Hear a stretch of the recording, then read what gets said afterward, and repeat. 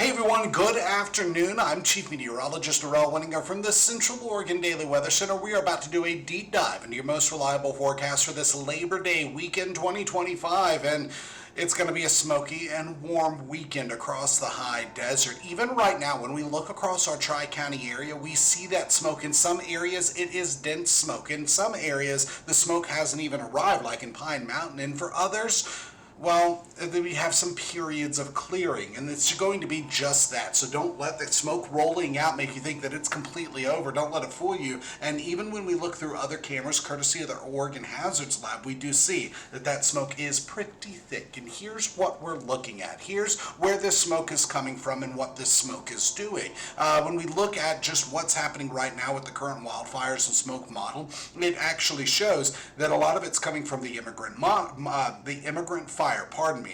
Now, this fire is located in the Willamette National Forest, about 60 miles southwest of Bend, and it's because of the fluctuating winds. Like we typically see this time of the year, winds shift directions all throughout the day. That's the reason why we have this in and out smoke, and that's also the reason why the in and out smoke is going to continue through the rest of this holiday weekend. And here's just a deep dive a little bit closer to where this smoke is.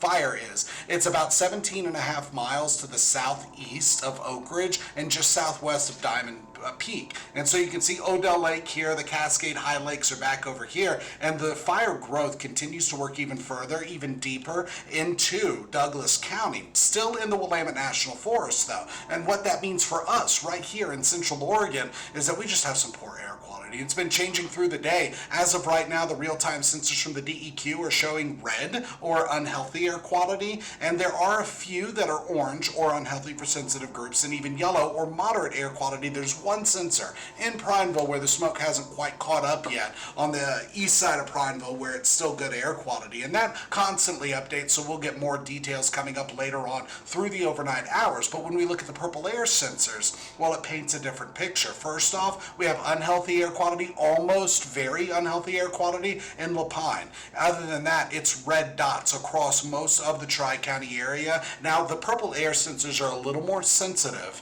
than the ones from the East Space Labs, and that's why I wanted to show them, because some of the real-time sensors are showing that we just have a blanket of unhealthy air quality across the Tri-County area with a few orange sensors and sisters, meaning that some relief is going to be on the way. Now, the DEQ does have an air quality alert until 11 a.m. Tuesday. I would not be surprised if this was extended in area or time. Area to include all of Central Oregon, because we're all dealing with this smoke and it's not over yet. And time, well, really, as long as this fire continues to burn, we're still going to be getting smoke. Here's why. This next forecast model, I'm actually going to put it into motion and show you what's happening. And I'm just going to back out a little bit so we can get a good bearing on where the Emigrant Fire is. Now, here through the overnight hours, let's pull that over. Here you go. Okay, so here through the overnight hours, the first half of tonight, PM hours, winds still out of the north. That's going to push smoke further south. Overnight, they shift around to the south, and that means that we're actually looking at more smoke continuing to build west of the Cascades, because south winds, this fire's a little further to the southwest, and so it's just going to push it right up the west slopes of the Cascades, and then winds shift around to the west, pushing that smoke right into Central Oregon again, and that pattern continues through this weekend and really until the fire's done. Meanwhile, satellite and radar, there have been a few light showers in parts of the Tri-County area, but most of the thunderstorm activity is over eastern and southeastern Oregon.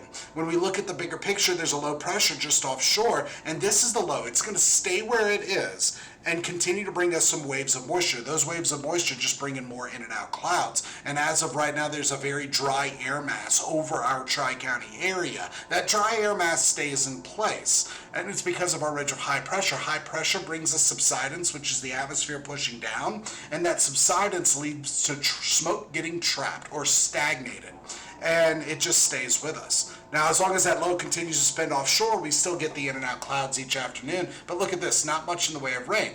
At 5 p.m. on Friday, this forecast model shows some sprinkles. We don't even have that. And so through Saturday, we're looking at more in and out clouds, as well as Sunday, in and out PM clouds. Meanwhile, we're dry.